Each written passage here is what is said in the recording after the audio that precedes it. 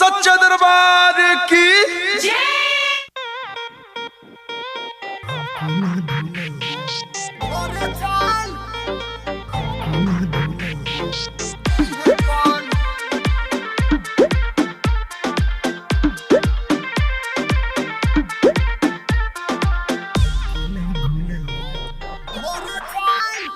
मेला में मिले अइहा तू हमके ना भूलइहा।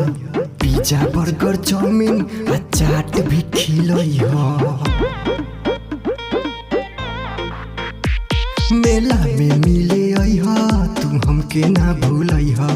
पिज्जा बर्गर चाउमीन आ चाट भी खिलइहा। पैसा कम बाटे आइने यही से पैदल हाँ हाँ पैदल। बस कर रे बगली घरे चल। बस कर रे बगली घरे चल। होई ले ले परसादी फेरू है कल। अब बस कर रे बगली घरे चल। होई ले ले परसादी फेरू है कल। आज बड़ संतोष वाले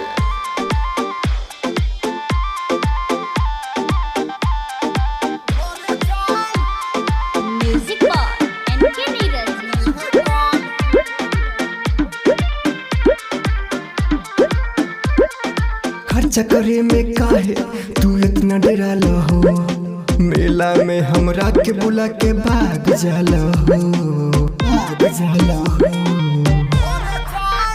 मैया दुआरा जी लगाइला ना हो। मौका मिलल बाटे चुनरी चढ़ाइला ना हो। पूजा कला मैया जी के तोहरा मिले फल हाँ हाँ मिली फल।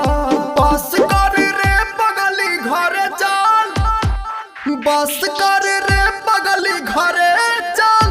भाई ले ले परसादी फेरू है कल।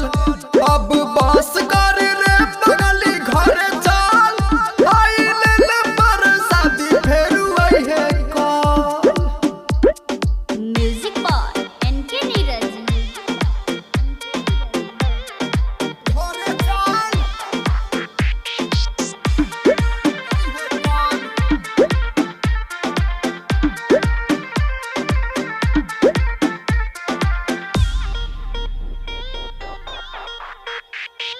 रोहित रोशन नहीं तू मेला घुमावेला।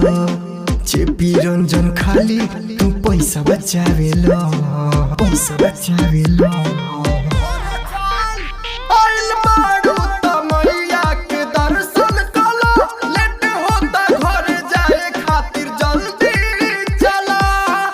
नित्य सरबिंद के मानी ल तू बात कहल हाँ हाँ कहल। बस कर रे पगली घरे चल। हाय ले ले परसादी फेरू है कल। अब बस कर रे पगली घरे चल। हाय ले ले परसादी फेरू है कल। अरे चल चल काले फिर आवल जाई। बोली साचे दरबार